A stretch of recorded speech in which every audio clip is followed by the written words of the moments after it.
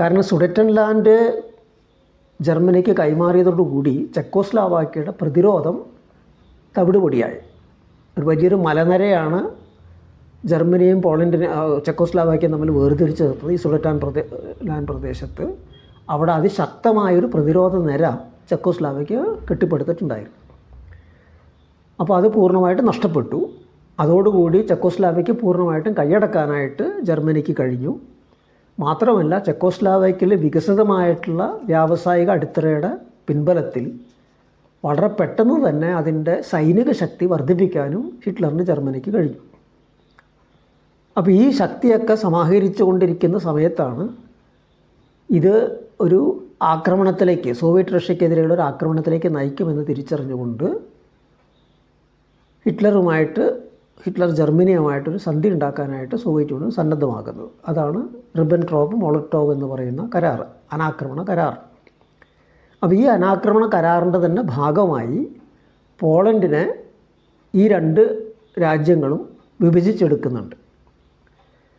ഒരു ഭാഗം Hitler German കൈയടക്കുന്നുണ്ട്, മറുഭാഗം സോവിയറ്റ് യൂണിയൻ്റെ ഭാഗമാക്കി മാറ്റുന്നുണ്ട്. അപ്പോൾ ഈ സോവിയറ്റ് യൂണിയൻ്റെ ഭാഗമാക്കി മാറ്റിയ ഭാഗം എന്ന് പറയുന്നത് 1919 മുതൽ 1923 വരെ, അതായത് റഷ്യൻ വിപ്ലവത്തിന് ശേഷമുള്ള കാലഘട്ടത്തിൽ പോളണ്ട് കൈയടക്കിയ പ്രദേശങ്ങളാണ്. അവിടുത്തെ ഭൂരിപക്ഷം ജനങ്ങളും ഉക്രൈനിയൻകാരും ബെലോറഷ്യൻകാരും ലിത്വേനിയക്കാരുമാണ്, അതായത് സോവിയറ്റ് യൂണിയനിലെ റിപ്പബ്ലിക്കുകളിലെ ജനങ്ങളാണ്.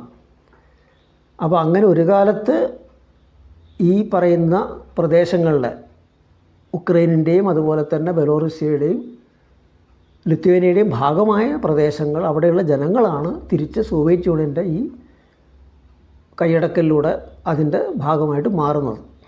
വളരെ ചെറിയ ശതമാനം മാത്രമാണ് പോളിഷ് ജനങ്ങൾ അതിലുണ്ടായിരുന്നുള്ളൂ.